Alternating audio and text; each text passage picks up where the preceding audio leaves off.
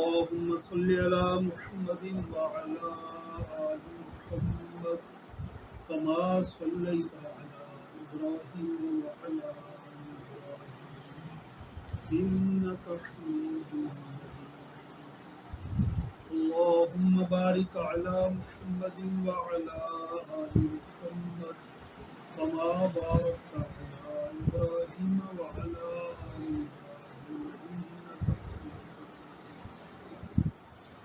عقائد میں عقیدہ رسالت اہم ترین عقیدہ ہے، اور اس عقیدے کی تفصیل یہ ہے کہ ہم مکلف ہیں تمام نبیوں پر ایمان لانے کے، اور انبیاء علیہ السلام کے سلسلے کا آغاز ہوتا ہے سیدنا آدم علیہ السلام سے، اور اس سلسلے کی آخری کڑی ہے حضرت محمد رسول اللہ صلی اللہ علیہ وسلم۔ اس لیے حضور نبی رحمت صلی اللہ علیہ وسلم کو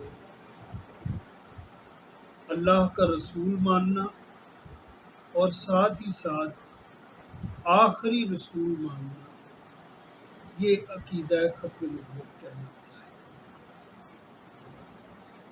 اور یہ عقیدہ قرآن مجید کی 20 آیات میں واضح طور پر بیان کیا، احادیث طیبہ میں تواتر اور کثرت کے ساتھ اس عقیدے کو واضح کیا۔ حضور نبی کریم صلی اللہ علیہ وسلم نے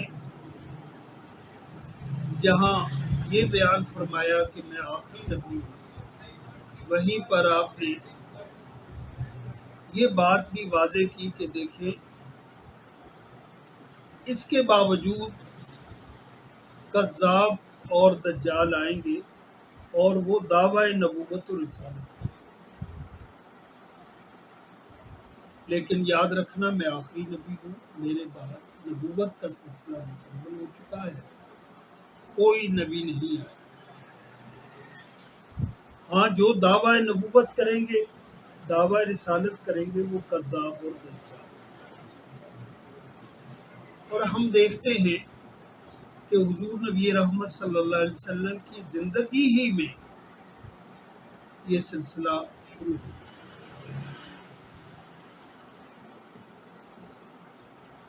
چار ایسے افراد کے نام آتے ہیں جنہوں نے گویا حضور علیہ السلام کے عہد میں اور خلفائے راشدین کے عہد میں دعوی نبوت و رسالت، اور ان میں ایک معروف نام آپ مسلمہ کذاب کا سنتے رہتے ہیں کہ وہ شخص آیا، اس نے ایمان قبول کیا، حضور نبی رحمت صلی اللہ علیہ وسلم کی نبوت و رسالت کو تسلیم کیا اور چلا گیا۔ پھر اس نے پیغام بھیجا کہ میں بھی اللہ کا رسول ہوں، آپ بھی اللہ کے رسول ہیں اور میں بھی اللہ کا رسول ہوں، اس لیے مل جل کے ہم اس سلسلے کو چلاتے ہیں، ہم تقسیم کر لیتے ہیں، آدھی زمین آپ کی اور آدھی زمین میری، زمین کا آدھا حصہ آپ کا اور آدھا میرا، آپ اپنی نبوت چلائیں اور میں اپنی نبوت کو چلاؤں گا۔ اور دوسری جو اس نے شکل پیش کی وہ یہ کہ چلیں ایسا کر لیتے ہیں کہ آپ شہروں کے نبی ہو جائیں اور دیہات جو ہیں وہ میرے سپرد کر دیں۔ کچھ لو اور دو کی بنیاد ہم اس سلسلے کو آگے چلاتے ہیں۔ تو آپ کو معلوم ہے کہ حضور نبی کریم صلی اللہ علیہ وسلم نے واضح انداز میں اس کا جواب دیا کہ دیکھیں آپ نے ایک لکڑی کو اٹھایا، کچھ ٹکڑا تھا لکڑی کا، اور آپ نے فرمایا کہ اس حوالے سے میں یہ ایک ٹکڑا دینے کے لیے بھی تیار ہوں۔ یہ تو اللہ کا نظام ہے، اللہ کی عطا کردہ یہ نعمت ہے نبوت و رسالت کی۔ یہ کوئی انسان اس کا حق نہیں رکھتا کہ وہ اسے تقسیم کرے۔ تو اندازہ کیا آپ نے کہ دور رسالت میں ایسے کذاب اور دجال سامنے ہیں، اور حیرت کی بات یہ ہے کہ خیر القرون ہے، عہد رسالت ہے، اس کے باوجود اس فتنے نے اتنی طاقت پکڑی، اتنی جڑ پکڑی اور اتنا پھیلا کہ دور سیدنا صدیق اکبر میں اس نے اتنا بڑا لشکر جمع کر دیا کہ اس کی تعداد 80,000 کے لگ بھگ بیان کی۔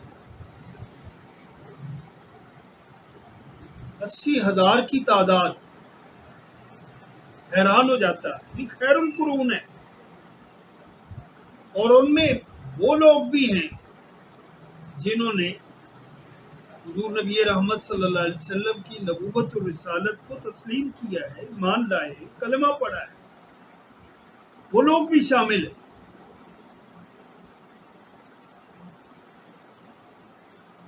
اور اس کا دعویٰ کیا تھا؟ آج جب مرزائیوں اور قادیانیوں سے بات ہوتی ہے تو ان کا کہنا یہ ہے، ان کا موقف یہ ہے کہ ہم اللہ کو مانتے ہیں، قرآن کو مانتے ہیں، حضرت محمد رسول اللہ صلی اللہ علیہ وسلم کو رسول مانتے ہیں، تو پھر آپ لوگ ہمارے ایمان کو کیوں قبول نہیں کرتے، ہمارے اسلام کو قبول نہیں کرتے، ہمیں دائرہ اسلام سے آپ خارج سمجھتے ہیں۔ تو بات یہ ہے کہ مسلمہ کذاب اور اس کے پیروکاروں کا بھی تو دعویٰ یہ تھا کہ حضرت محمد بھی اللہ کے رسول ہیں اور مسلمہ کذاب بھی اللہ کا رسول ہے۔ وہ انکار نہیں کرتے تھے حضور علیہ السلام کی نبوت کا، آپ کی رسالت کا انکار نہیں کرتے تھے، وہ اقرار کرتے تھے، لیکن ساتھ وہ یہ کہتے تھے کہ مسلمہ بھی رسول اللہ ہے۔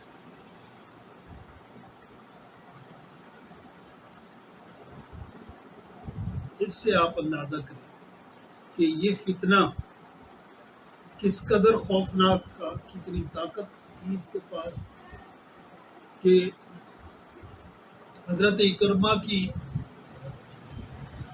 سپہ سالاری میں لشکر بھیجا گیا اور وہ لشکر ناکام ہوا پہلے مرحلے۔ اس کے بعد بھی ایک مہم بھیجی گئی، لیکن مرزا، وہ اس دور کا جو مرزا تھا مسلمہ، اس کا مقابلہ نہیں ہو سکا، اتنا بھاری لشکر تھا۔ اور پھر حضرت خالد بن ولید گئے ہیں، آپ کی سپہ سالاری میں، آپ کی سرکردگی میں پھر مارکا ہوا، تو اس کے نتیجے میں اللہ تعالیٰ نے اس فتنے پر مسلمانوں کو فتح دی، فتنے کا استحصال۔ اندازہ کیا کہ جب خیر القرون میں نبوت و رسالت کے عنوان سے دجل اور فریب کے یہ سلسلے جاری ہو سکتے ہیں اور طاقت پکڑ سکتے ہیں، تو آج کا دور تو ویسے فتنوں کا دور ہے۔ یہ خیر القرون کی بات کر رہا ہوں، اور اس سے بھی حیران کن بات کہ یمن میں اسود انسی نے دعوی نبوت کی اور اتنی طاقت پکڑی کہ جو ریاست مدینہ کا گورنر تھا اسے نکال باہر کی، اور پورے یمن اور اس کے اطراف پر اس نے قبضہ کر لیا۔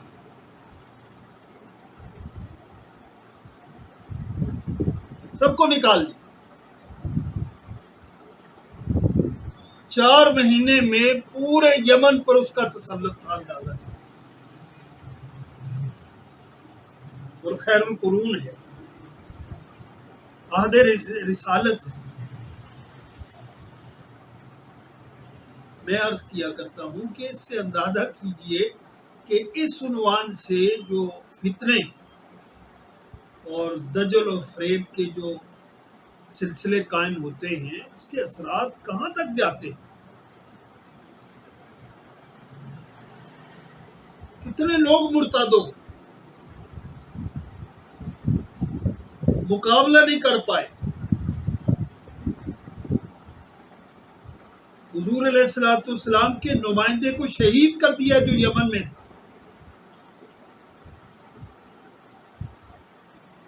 پورے یمن پر گرفت. پھر حضور نبی کریم صلی اللہ علیہ وسلم نے خط روانہ کیا خاص مسلمانوں کے نام کہ ایسے سنبھلنے کا اس سے مقابلے کی پوزیشن مشکل ہے، مقابلہ مشکل ہے، تو خفیہ گوریلا کارروائی کے ذریعے اس کا قتل کیا.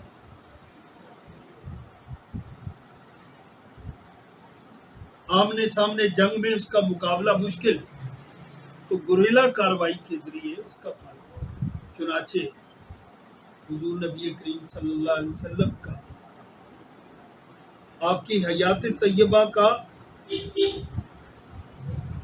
آخری روز تھا. اگلے دن آپ کے وصال سے ایک روز پہلے آپ علیہ الصلوۃ والسلام کو خبر ملی کہ اسود عنسی قتل کر دیا. حضرت جبریل علیہ الصلوۃ والسلام خوشخبری لائے. آپ نے مجلس میں ارشاد فرمایا فاز فیروز، فاز فیروز، فیروز دہلوی کامیاب ہو گیا، فیروز کامیاب ہو گیا، فیروز کامیاب. آپ یہ بتا رہے تھے کہ وہ جو اس نے اسکیم اور پلان بنایا تھا اس کے قتل کا، اس کو جہنم رسید کرنے کا، وہ کامیاب ہو. تو یہ سب سے بڑی خوشخبری تھی حضور علیہ السلام کی وصال سے ایک روز پہلے جو آپ کو. اندازہ کیجئے آج جو لوگ آج کے مدعیان نبوت اور ان کے پیروکاروں کو ہلکا لیتے ہیں، یہ کتنی بڑی فکر کی بات ہے کہ خیر القرون، عہد رسالت، عہد خلفاء راشدین، اور اس قدر طاقت. خیر پھر وہ مرحلہ آیا کہ دوبارہ سے یمن اہل ایمان کی گرفت میں آیا اور وہ فتنہ ختم ہوئی. اسی طرح ایک عورت ہے سجاہ نام کی، اس نے دعویٰ نبوت کیا. ایک اور صاحب ہیں انہوں نے بھی دعویٰ نبوت کیا. تو یہ وہ شخصیات اور وہ لوگ ہیں جنہوں نے عہد رسالت میں اور عہد خلفاء راشدین میں اپنے دجل اور فریب کو کامیاب کر کے دکھایا. ہزارہا ایمان والوں کو اپنی گرفت میں لے آئے اور اپنے جال میں پھنسے. بہرحال اللہ تعالیٰ کا فضل ہوا کہ عہد صدیق اکبر میں مسیلمہ کذاب کا فتنہ ختم ہوا، اس کا استحصال ہوا. تو وہ جو آپ کی امت کو تنبیہ تھی کہ دجال آئیں گے، کریں گے دعویٰ نبوت، خبردار رہنا.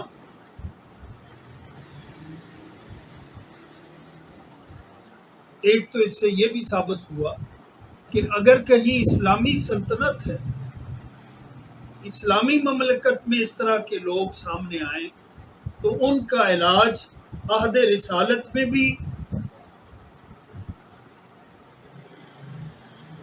ان کا استحصال ان کی گردن اتارنے سے ہوگا، جہاد اور قتال سے ہوگا. اور خلفائے راشدین کا عہد بھی ہمیں بتاتا ہے کہ اسلامی سلطنت کا کام طاقت کے زور پر ایسے فطروں کا خاتمہ ہے. طاقت کے زور، مسلح قوت کے ساتھ. تو یہ تو صورت حال ہے عہد نبوی کی اور عہد خلافت راشدہ، اور درمیان میں کتنے ہی اس طرح کے فتنے سامنے آئے جنہوں نے نبوت اور رسالت کا دعویٰ کیا. اس تفصیل میں نہیں جاتا. میں ماضی قریب میں جو اس دعوے کے ساتھ فتنہ سامنے آیا اس کا ذکر کرنا چاہتا ہوں. وہ تھا مرزا غلام محمد قادیانی کا فتنہ، جسے فتنہ قادیانی کہا. یہ عجیب شخص تھا. آغاز تو اس کا ہوتا ہے مناظروں سے، پادریوں سے اور ہندو جو مذہبی پیشوا تھے ان سے مناظرے کرتا تھا اور داد وصول کرتا تھا. اس نے مناظروں سے مقبولیت پائی کہ عیسائیوں سے مناظرے ہیں، ہندوؤں سے مناظرے ہیں، اور اس طرح کے مار کے وہ انجام دیتا تھا. تو پھر چلتے چلتے اگلے مرحلے میں وہ ایک پیر کے روپ میں سامنے آیا. اس نے جماعت بنائی اور بیعت کی بنیاد پر کام کرنے لگا. اور اگلی اسٹیج آئی، اس نے دعوی مجددیت کر دیا کہ میں مجدد ہوں وقت کا. پھر اس کے دعوے آگے چلتے گئے، زینہ بزینہ وہ آگے چلتے.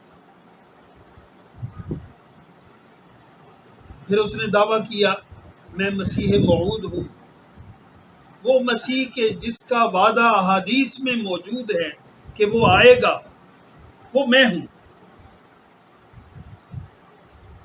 پہلے کہا کہ حضرت عیسیٰ علیہ السلام فوت ہو چکے ہیں. مسلمانوں کا جو عقیدہ ہے کہ وہ زندہ ہیں اور آسمانوں پہ موجود ہیں، یہ عقیدہ قرآن اور حدیث کے خلاف ہے. اور پھر یہ دعویٰ کیا کہ میں مسیح موعود ہوں، جو احادیث میں مسیح کا ذکر ہے کہ وہ آئے گا، وہ میں آ گیا. پھر اس نے دعویٰ کیا ذلی اور بروزی نبوت کا. پھر اگلی سٹیج آئی، اس سٹیج میں اس نے مکمل نبی اور رسول ہونے کا دعویٰ. 1900 میں اس نے مکمل رسول اور نبی ہونے کا دعویٰ کیا. بعض لوگوں سے بات چیت ہوتی ہے تو وہ کہتے ہیں جی وہ تو اس کا دعویٰ ہی نہیں ہے نبی اور رسول ہونے کا. جیسے لاہوری قادیانی ہیں، لاہوری مرزائی ہیں، وہ یہ کہتے ہیں کہ یہ جو دعویٰ کیا جاتا ہے کہ اس نے نبوت کا دعویٰ کیا ہے، رسالت کا، یہ جھوٹ ہے، یہ اس پر توبت. وہ پھر کتابیں آتی ہیں تو کتابیں دکھاتے ہیں، تو وہ کتابیں لاتے ہیں جس میں وہ یہ کہتا ہے کہ نبی اور رسول ہونے کا دعویٰ کرنے والا کافر ہے اور اس کے پیروکار بھی کافر ہیں. یہ 1900 پہلے کی ساری اس کی باتیں کہ یہ سب کچھ اس نے لکھا ہوا ہے. لیکن 1900 کے بعد اس نے باضابطہ نبی اور رسول ہونے کا دعویٰ کیا. اور پھر ایک وہ وقت آیا کہ پہلے وہ کہتا تھا کہ میں حضور علیہ السلام کی مکمل اطاعت کی وجہ سے اس مقام پر آ گیا ہوں. لیکن پھر وہ مرحلہ آیا تو اس نے کہا کہ میں تو حضرت محمد صلی اللہ علیہ وسلم سے بھی زیادہ جامع اور زیادہ کامل صفات کے ساتھ نبی بنا کے بھیجا. ایک واقعہ آپ سنتے رہتے ہیں. ایک شاعر نے ایک قصیدہ لکھا اور اس کو پیش کیا. اس نے بڑی خوشی سے اس قصیدے کو لیا اور اپنے کمرے میں اپنی بیٹھک میں سجایا، اور اس قصیدے میں جو دعویٰ کیا گیا تھا جو شاعر نے اس کو سنایا بھی اور اس نے بڑا پسند کیا. یہ مصرے آپ سنیے. محمد پھر اتر آئے ہیں ہم میں، محمد پھر اتر آئے ہیں ہم میں، اور پہلے سے بڑھ کر ہیں اپنی شان میں. محمد دیکھنے ہو جس نے اکمل، غلام احمد کو دیکھے قادیان۔ محمد دیکھنے ہو جس نے اکمل، یہ اکمل شاعر کا نام ہے، غلام احمد کو دیکھے قادیان۔ تو ان اشعار سے آپ اندازہ لگا سکتے ہیں کہ اس نظم میں، اس قصیدے میں مزید کیا ہو۔ محمد اتر آئے ہیں، پھر ہم میں پھر اتر آئے ہیں، اور شان اور کمالات کے اعتبار سے پہلے سے زیادہ مقام پایا ہے اس آنے والے محمد۔ تو اس سے آپ نے اندازہ لگایا کہ یہ کس قدر خطرناک فتنہ ہے، اور دعووں کی اس کی ترتیب بھی عجیب ہے، جیسے میں نے خلاصے کے طور پہ ذکر کیا۔ بہرحال چونکہ دور رسالت میں اور دور خلافت راشدہ میں جنہوں نے دعوی نبوت و رسالت کیا، ان کے لیے تو اسلامی مملکت کی طاقت موجود تھی، استحصال کے لیے تلوار موجود تھی، جہاد کی طاقت موجود تھی، باضابطہ حقیقی سچی اسلامی ریاست موجود تھی، جس کے مقاصد میں فطروں کا استحصال تھا، ایسے شیطانوں کا کلا کما کرنا تھا۔ لیکن یہ جو مرزا غلام قادیانی کا دور ہے، ظاہر ہے یہ تو انگریز کا دور ہے، اور انگریز کو ایسے افراد کی تلاش تھی جو اس طرح کا کارنامہ انجام دیں تاکہ وہ اس سے فائدہ اٹھائیں۔ انگریز نے مرزا غلام قادیانی کو ہاتھوں ہاتھ اور اس کو پروان چڑھایا، اس کو مدد فراہم کی، اور اس نے انگریز کا جو مقصد تھا وہ پورا کیا۔ انگریز نے جو اس سے فائدہ اٹھانا تھا وہ پورا کا پورا اٹھایا۔ انگریز یہ چاہتا تھا کہ جو مزاحمت میرے خلاف ہو رہی ہے ہندوستان میں، مجھے نکالنے کے لیے جو مزاحمتی مارکے جاری ہیں، جو مزاحمتی تحریکیں کام کر رہی ہیں، وہ مزاحمت کمزور ہو، اور ہندوستانیوں میں جو مزاحمت کا جذبہ ہے وہ کمزور ہو، اور مسلمانوں میں جہاد کا جذبہ جو ہے وہ کمزور ہو۔ تو مرزا قادیانی نے جہاد کو منسوخ کیا۔ تو یہ بہت بڑا ایک مسئلہ تھا انگریز کے لیے، اس کو بہت فائدہ ہوا کہ اس نے جہاد کو منسوخ کر دیا ہے، اور فتویٰ جاری کیا ہے کہ آج کے دور میں تلوار کے ساتھ جہاد کرنا وہ حماقت ہے اور غیر شرعی عمل ہے، قرآن و سنت کے خلاف ہے۔ چھوڑ دو اے دوستو جہاد کا خیال، دین کے لیے حرام ہے اب جنگ اور قتال۔ یہ اس کا فتویٰ تھا کہ اب دین کے لیے جنگ اور قتال، تلوار کا استعمال کرنا وہ حرام اور ناجائز ہے۔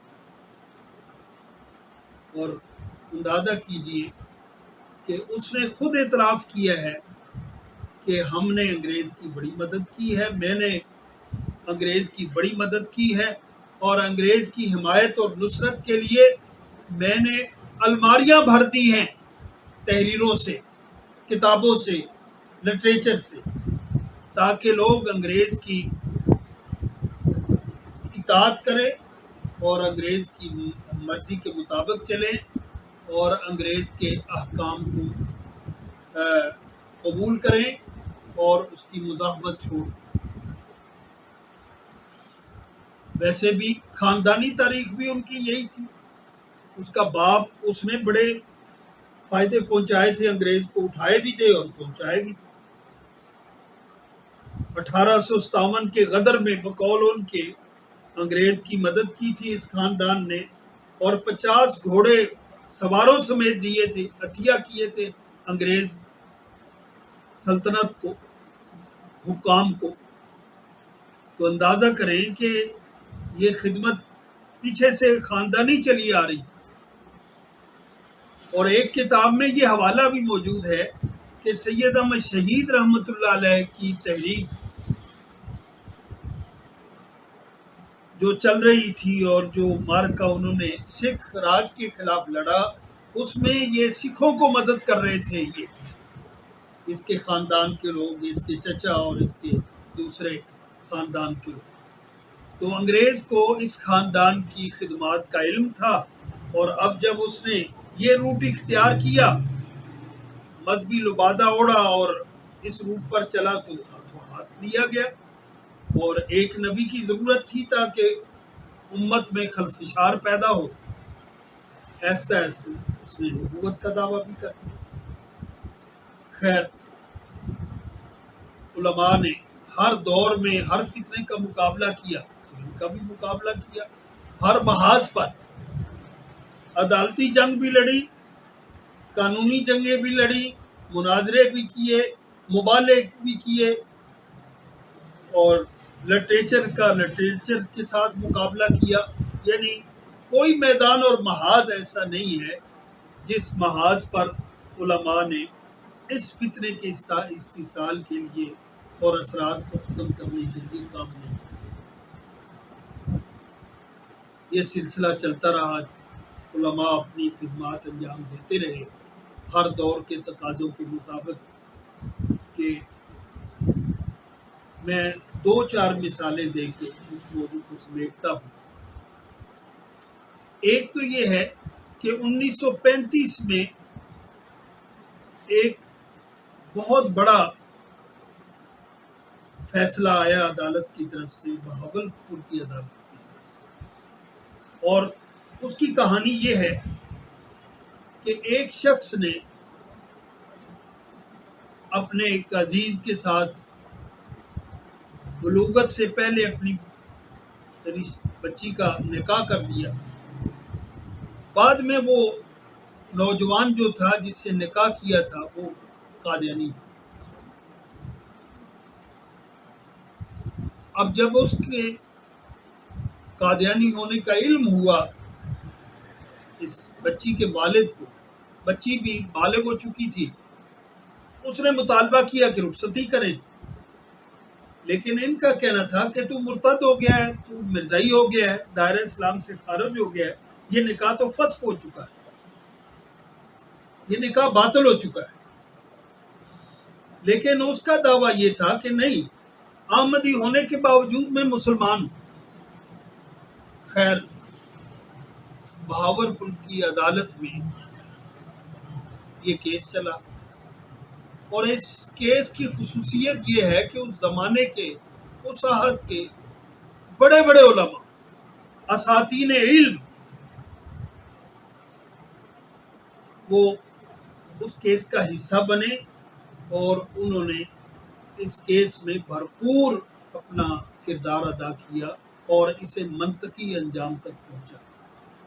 آپ سنتے رہتے ہوں گے کہ حضرت علامہ انور شاہ کشمیری رحمہ اللہ تعالی انتہائی بیمار تھے، علیل تھے. جب انہیں اس کا کیس کا علم ہوا تو انہوں نے بہاولپور میں آ کے ڈیرے ڈالے، بہاولپور تشریف لائے. ان کے آنے سے ان کے تلامذہ کا وہاں اکٹھ ہوا، مفتی محمد شفیع صاحب اور دوسرے جو تلامذہ تھے، انہوں نے اس کیس کے حوالے سے بھرپور تیاری کی اور یہ کیس لڑا گیا. اللہ تعالیٰ کا فضل ہوا کہ عدالت نے اس کا فیصلہ دیا. دور انگریز کا ہے، لیکن بہرحال بہاولپور میں ظاہر دینی اثرات تھے، تو عدالت نے فیصلہ دیا کہ یہ نکاح فسخ ہو چکا ہے. چونکہ جو مرزائی اور قادیانی ہیں وہ دائرہ اسلام سے خارج ہیں، اس لیے اس بچی کا، مسلمان بچی کا نکاح اس سے اب نہیں کیا جا سکتا، یہ نکاح فسخ ہو چکا ہے. تو یہ بہت بڑا موڑ ہے اور بہت بڑا کیس ہے، اسے پڑھنا چاہیے. روداد مقدمہ بہاولپور، 3 بڑی جلدوں میں یہ روداد آ چکی ہے. مقدمہ بہاولپور 3 بڑی جلدیں، اس میں یہ ساری بحث ہوئی. اسی طرح پھر یہ سلسلہ آگے چلتا رہا. تقسیم کے بعد ایک موڑ آیا ہے 1953 کی تحریک. آپ جانتے ہیں کہ 1947 کے بعد جو حکومت وجود میں آئی پاکستان میں، اس کے وزیر خارجہ سر ظفر اللہ خان، جسے چودھری ظفر اللہ خان بھی کہا جاتا ہے، انتہائی متعصب اور دائی قسم کا خاندانی مرزائی اور قادیانی سیالکوٹ میں مرزائیت کے اثرات بہت، ویسے بھی چونکہ سیالکوٹ میں خاصا وقت گزارا تھا مرزا قادیانی نے، تو اس کے اثرات تھے یہ۔ تو یہ جو چودھری ظفر اللہ خان تھا یہ وزیر خارجہ، ظاہر انگریز کو اس طرح کے بندے کی تلاش تھی۔ قادیانی خاندان پہلے ہی بڑی خدمت انجام دے چکا تھا، تو ظاہر ہے ظفر اللہ خان ان کے لیے ایسا ایک موڑا تھا جو انگریز کو فائدہ پہنچا سکتا تھا۔ خیر، اس کی تقرری ہو گئی بطور وزیر خارجہ کی۔ تو وزیر خارجہ بننے کے بعد اس نے پھر بڑا کام کیا اپنے دھرم کے لیے، اپنے عقیدے کے لیے، اپنے مذہب کے لیے، اپنی ضروریت کے لیے، اور جگہ جگہ قادیانی بھرتی کیے۔ اور یہ جو سفارت خانوں میں جگہ جگہ قادیانی ملتے ہیں، یہ ساری اسی کی محنت ہے، یہ سارا اسی کا کیا دھرا ہے۔ آپ سنتے ہیں فلاں سفارت خانہ میں قادیانی فلاں، تو ایک قادیانی جاتا ہے تو اپنا بدل دے کے جاتا ہے، متبادل دے کے جاتا ہے۔ دنیا بھر میں سفارت خانوں میں قادیانیوں کا ایک پورا نیٹ ورک موجود ہے، اور یہ پورا ایک تسلسل ہے جو اس وقت سے لے کر اب تک قائم ہے اور اب بھی موجود ہے۔ اور اتنا طاقتور وزیر خارجہ، ظاہر انگریز کا انتخاب تھا، اسے پتا تھا کہ میرے پیچھے عالمی قوتیں ہیں، عالمی طاقتیں ہیں،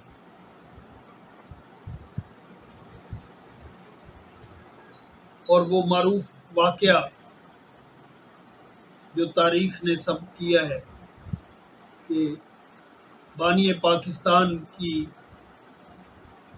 میت پڑی تھی، جنازہ تیار تھا، اور وہ وہاں موجود ہوتے ہوئے جنازے میں شریک نہیں ہوئے،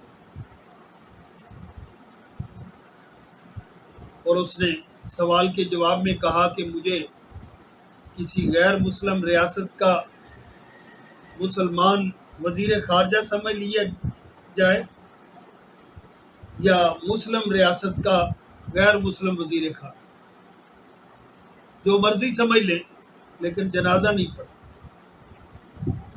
اس قدر پختہ اپنے تصور میں، اپنے نظریے میں، بہت بڑی بات، اس سے اندازہ کریں گے۔ اور پھر حیرانی کی بات یہ ہے کہ گورنر جنرل ناظم الدین تھے پاکستان کے حکمران،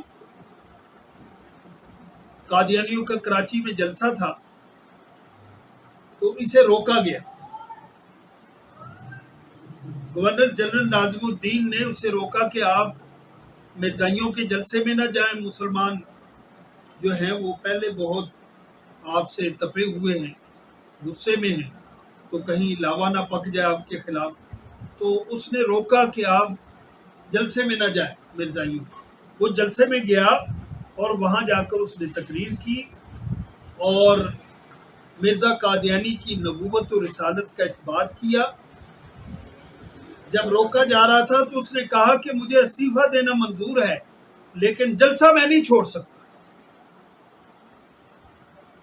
اس کی پختگی اپنے دھرم کے ساتھ، اپنی جماعت کے ساتھ، اپنے فرقے کے ساتھ آپ اندازہ لگائیے۔ اس نے کہا کہ جلسہ نہیں چھوڑ سکتا، وزارت خارجہ کو چھوڑنے کے لیے تیار ہوں۔ جب اس نے وہاں تقریر کی تو وہ نشر ہوئی، بہرحال اس سے پھر مسلمان بیدار ہوئے، پھر تحریک چلی۔ وہ جو 53 کی تحریک ہے اس کے پیچھے یہ بڑا واقعہ ہے۔ تحریک میں مسلمانوں نے مطالبات کیے حکومت سے. 2-3 مطالبات تھے. ان میں ایک تو وزیر خارجہ کو حکومت سے نکالا جائے، سر ظفر اللہ کو. دوسرا یہ ہے کہ انہیں غیر مسلم اقلیت قرار دیا جائے. تیسرا یہ ہے کہ انہیں کلیدی اسامیوں سے فارغ کیا جائے. تو یہ 3-4 مطالبات. خلاصہ یہ ہے کہ مطالبات حکومت نے پورے نہیں کیے.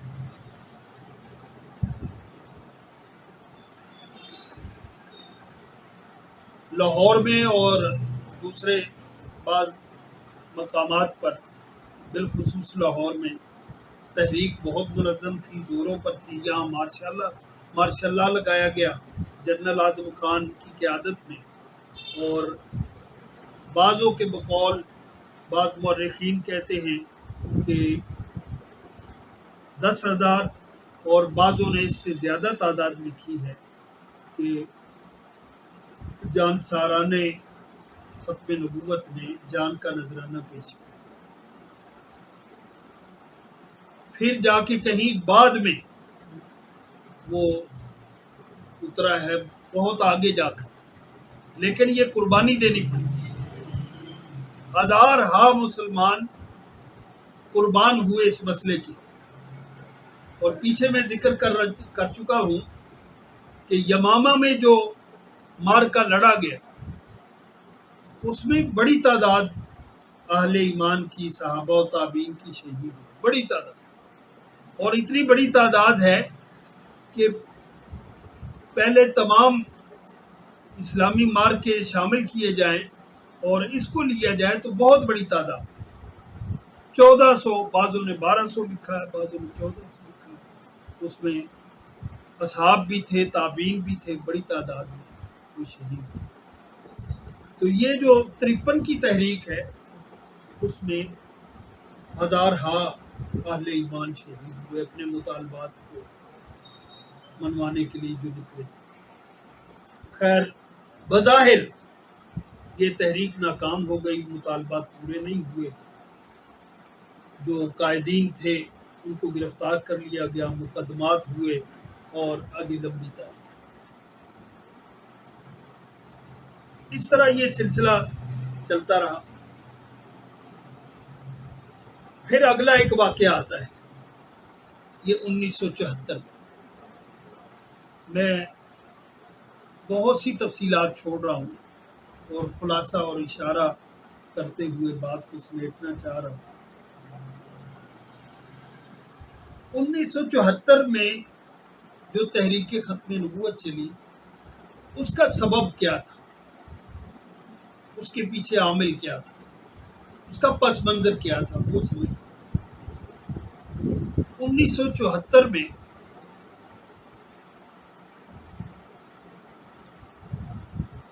نشتر میڈیکل کالج ملتان کا ایک سیاحتی اور تفریحی دستہ اور وفد طلباء کا وہ پشاور کے سفر پر گیا چناب ایکسپریس ٹرین کے ذریعے. راستے میں روا اسٹیشن پر جیسے وہاں مرزائیوں کا، قادیانیوں کا معمول تھا کہ وہ جو ٹرین گزرتی تھی وہاں لٹریچر بانٹتے تھے، اپنی دعوت دیتے تھے. تو یہ ٹرین بھی رکی تو انہوں نے لٹریچر تقسیم کیا. تو ان طلباء میں جو سمجھدار تھے انہوں نے گفتگو کی اور مباحثہ کیا، مناظرہ کیا اور اس بات کو ناپسند کیا کہ ان کو لٹریچر دیا جا رہا ہے. خیر، وہ جھڑپ ہو گئی. جھڑپ کے نتیجے میں ہاتھا پائی ہوئی تو انہوں نے نعرے لگائے مرزائیت مرد آباد کے، ختم نبوت زندہ باد. خیر، جب وہ وقت پورا ہو گیا اس کا، جتنی دیر اس نے ٹرین نے رکنا تھا، تو وہ ٹرین اپنے سفر پر آگے چلی گئی. اب یہ بات قادیانی ضروریت کو بہت ناگوار گزری کہ روے کا اسٹیشن اور اسٹیشن پر نعرے لگے مرزائیت مرد آباد کے، قادیانیت مرد آباد کے. اور یہ تو بڑی شرمندگی کی بات ہے ہمارے لیے.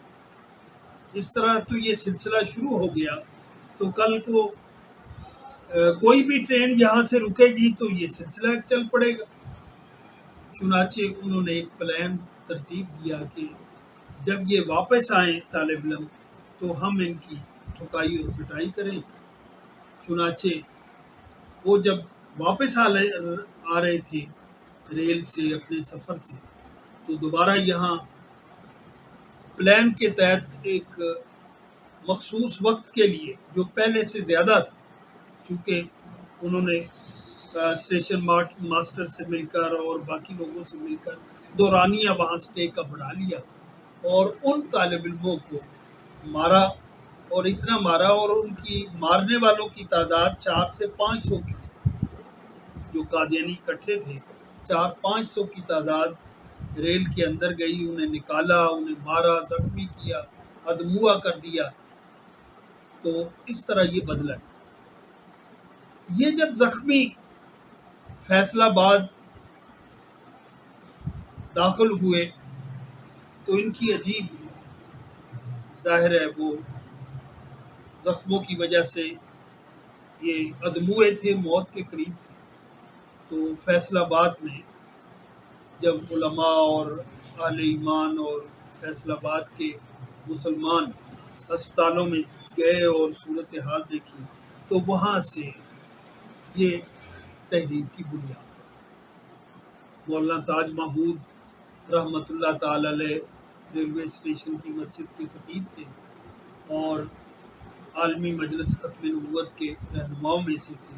انہوں نے پھر اس تحریک کو اٹھایا اور پھر یہ پورے پاکستان میں یہ تحریک تھی،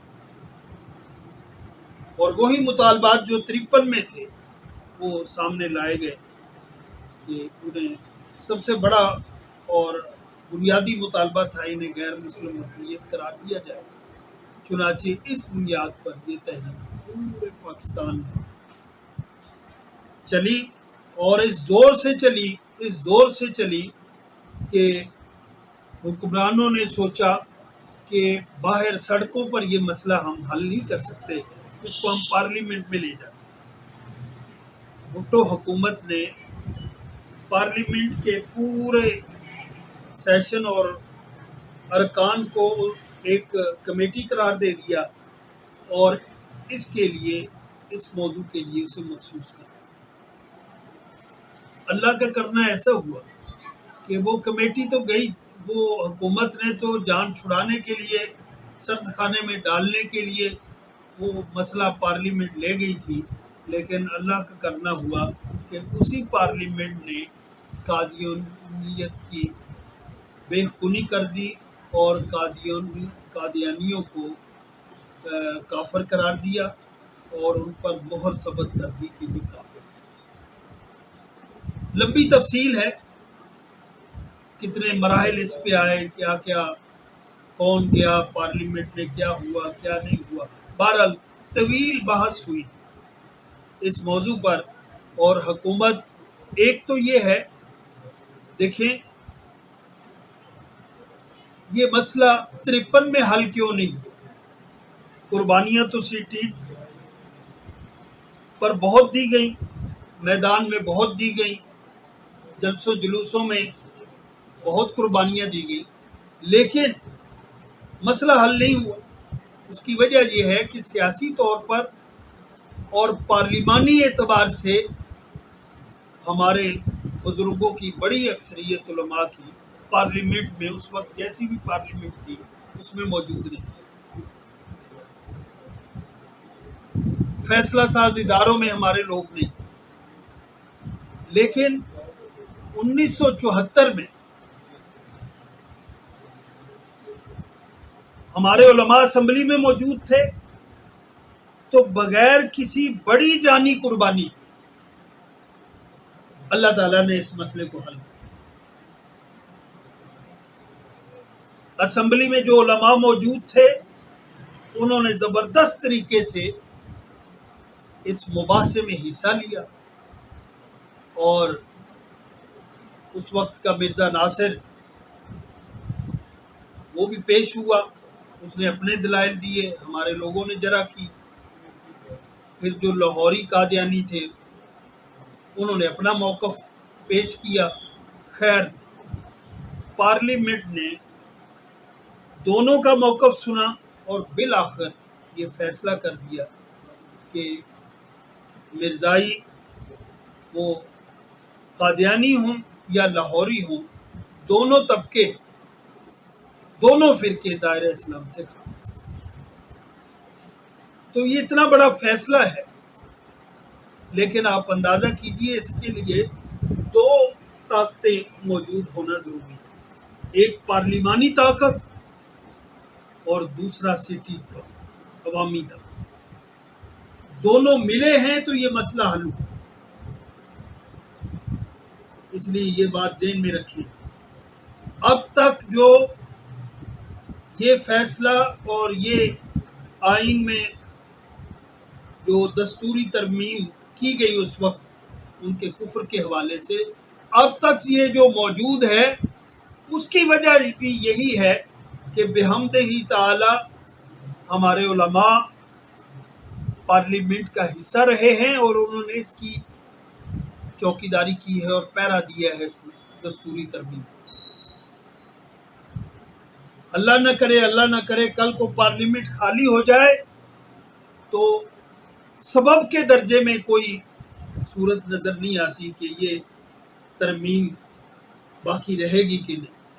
دباؤ عالمی قوتوں کا ہر دور میں رہا ہے اور رہے گا۔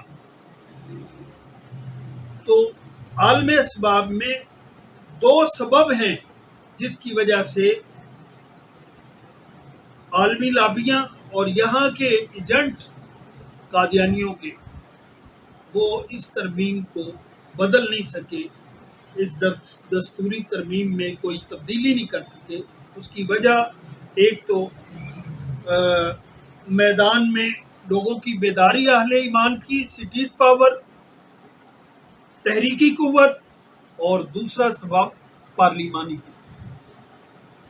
اس لیے یاد رکھیں، اگر ہم نے ان ترامیم کو، دستور کی ان ترامیم کو باقی رکھنا ہے، بچانا ہے، تو اس کے لیے دونوں قوتیں لازمی ہیں۔ آپ کی پارلیمانی طاقت بھی موجود ہو اور آپ کی سٹیٹ پاور بھی موجود ہے، دونوں میں سے ایک کی بھی کمی ہوئی تو مسئلہ خراب ہو سکتا ہے۔ پارلیمانی طاقت آپ کی کمزور ہو گئی تو پھر بھی خطرہ ہے، اور اگر آپ کی سٹیٹ پاور خطرے میں پڑ گئی، کم ہو گئی، تو پھر بھی خطرہ ہے کہ یہ ترامیم جو قادیانیوں کے خلاف نافذ ہوئی تھی، وہ کی گئی تھی، وہ کہیں گڑبڑ نہ ہو۔ تو یہ سفر ہے مناظروں کا، مجادلوں کا، آئینی اور قانونی جدوجہد کا، اسی طرح عدالتی جدوجہد کا، وہ بھی لمبی تاریخ ہے، کس کس عدالت نے کیا فیصلے۔ اور اس کے بعد ایک اور مرحلہ ہے،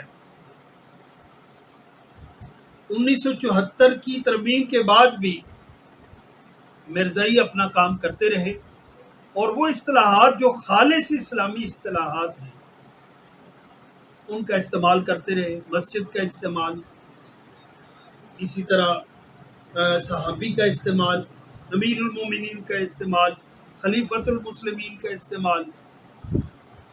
یہ اصطلاحات جو اسلامی ہیں، تابعی، صحابی، تابعہ، صحابیہ، ام المومنین۔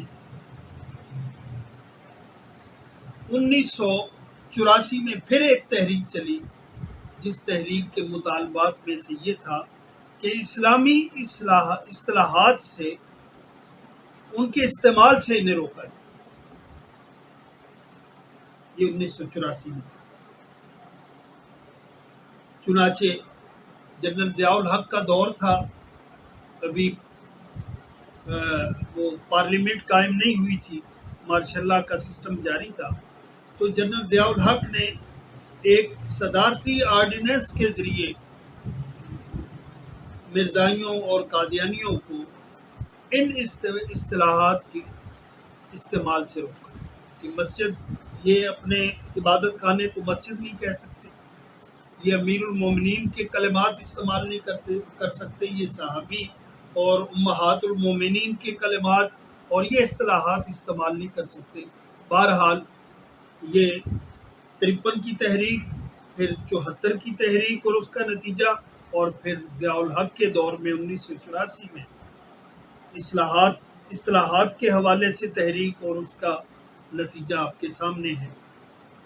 اب ہم سب کا فرض ہے کہ ایک تو پچھلی تاریخ کو جانیں اور اس کے ساتھ ساتھ آنے والے جو تقاضے ہیں اس تحریک کو زندہ رکھنے کے، اور یہ جو فیصلے ہو چکے ہیں ان پر پہرا دینے کے، ان تقاضوں کو بھی سمجھنا چاہیے۔ اور دو بنیادی باتیں ہیں اس میں، ایک تو یہ ہے کہ پارلیمانی قوت بڑھانی چاہیے، اور دوسرا یہ ہے کہ سٹی پاور اور عوامی قوت، عوامی بیداری بھی قائم رہنی چاہیے، تاکہ یہ جتنی محنت ہو چکی ہے ہمارے بزرگوں کی طرف سے، یہ محنت اپنی جگہ باقی رہے اور اس میں مزید نکھار آئے، اور جو ہمارے دیگر مطالبات ہیں وہ بھی ہمارے پورے ہوں۔ اس جانب ہمیں سفر کرنا چاہیے۔ اللہ تعالی ہمیں اس کاز کے بھی قبول فرمائے۔ وآخر دعوانا الحمدللہ رب العالمین۔